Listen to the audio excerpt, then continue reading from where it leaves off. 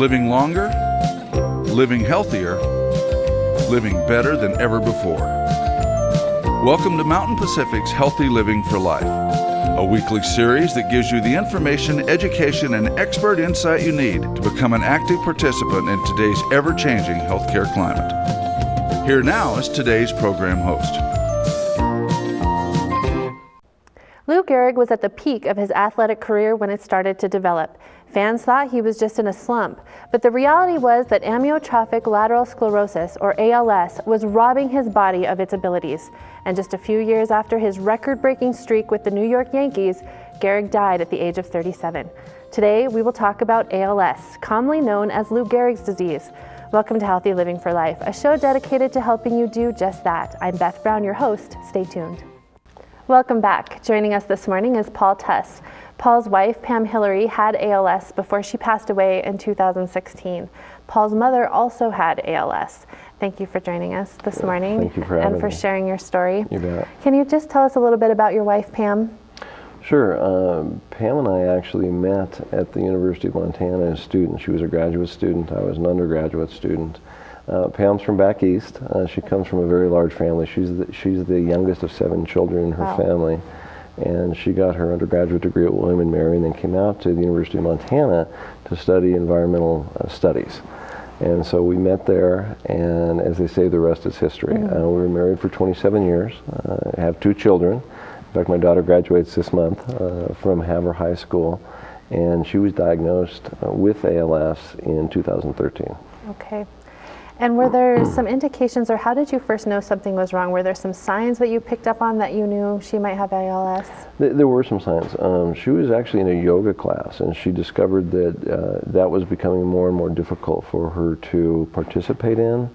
And then actually we were down here in the winter of 2013 celebrating Governor Bullock's election, and we went to the inaugural ball.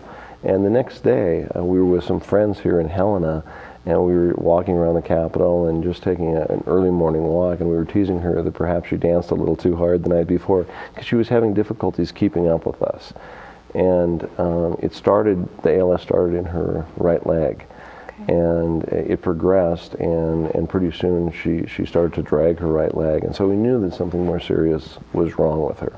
And so is that when you went to the doctor, or what point did you seek out some medical help? Yeah, it was. I mean, obviously, when people first have ALS, they don't think they have ALS, right? Sure. They think that there's some other problem. And so after a period of time when we realized it wasn't getting better on its own, we did doctor here in Montana, and we doctored in Havre and then in Great Falls. And then finally, it was just so mysterious about what this problem could be. The doctors recommended to our family that we actually go to the Mayo Clinic. And so we traveled in July of 2013 to the Mayo Clinic in Rochester, in Minnesota. And she was diagnosed with ALS at the Mayo Clinic on July 31st of 2013. Can you talk a little bit about that process with having to see multiple doctors? What were they trying to figure out at that point? There's no test for ALS.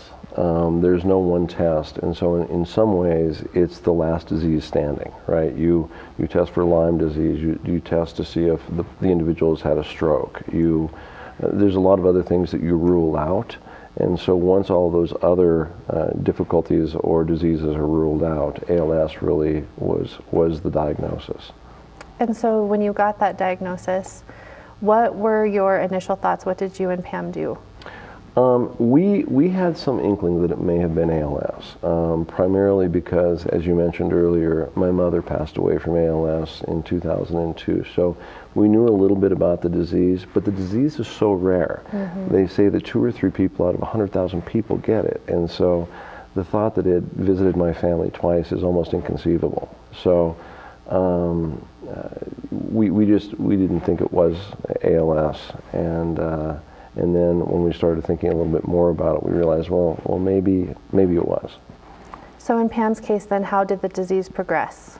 The disease progressed. Her right leg. She had what's called lumbar ALS instead of bulbar ALS, and so it started in her extremities, and she had difficulty walking. She used a cane to begin with, and that progressed to a scooter, and that progressed to a motorized wheelchair. So her mobility was compromised in a very significant way throughout the progression of the disease. You mentioned in an interview a few years back that though this disease is awful, and it was awful to watch Pam have ALS, it was also a long goodbye that you two took advantage of, and you did things that maybe you wouldn't have done otherwise. Can you talk a little bit about how do you keep that sort of optimism and strength with a diagnosis like this? Well, it gave us 3 years to really put our affairs in order. It gave us 3 years to say goodbye to one another. After 25 plus years of being married, it was wonderful. As awful as the disease is, it was wonderful to be able to do those things that were kind of on the bucket list. From going to concerts, to traveling to a family reunion in Boston. One of the original things when Pam was first diagnosed, one of the first things she said is, "I'm never going to be able to see the Chinese Wall." She was referring to, of course, the Chinese Wall in the Bob Marshall Wilderness, which we had always had on our bucket list, our personal bucket list, to go see. So actually we had made arrangements with a private pilot to fly us over the Bob Marshall Wilderness and over the Chinese Wall, knowing that she'd never be able to actually walk in and see it herself. So we did, as so many families that are diagnosed with ALS, the best that we could do to keep our family intact and to really love each other unconditionally and do whatever we could to maximize the time that we had together. That is awesome. And we mentioned that your mom had it too. Were those two experiences similar? No. My mother, of course, was much older than Pam when she was diagnosed. She passed away when she was 76. And her ALS, she was never in a wheelchair. In fact, she was walking the night before she passed away. Oh. She had bulbar ALS that affected her breathing more than her walking. Okay. So it was a little different. And from diagnosis to her death, it was only about 6 months. Whereas with Pam's, it was over 3 years. Wow. Okay. So definitely different. And ALS, as you said, is rare. But what would you have our viewers know about ALS with your two experiences? What would you say? I would say that ALS, certainly for our family, as difficult as it was, as I mentioned before, was a wonderful opportunity for us to focus on our family, do those things that we never did before. And also the other thing is we need to find a cure for ALS.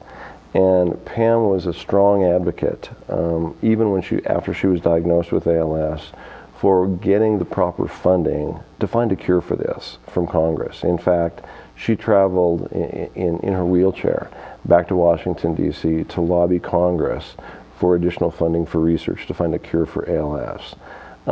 In my opinion, it's not a matter of if we're going to find a cure for ALS, it's when. And so we really need to put pressure on our federal legislators and others to do that sooner rather than later. Okay, Paul, thank you very much for that message and for telling your story. We need to take a break, but coming up next, what exactly is ALS? And when and how do people get the disease? We'll be right back after a short commercial break. Stay with us.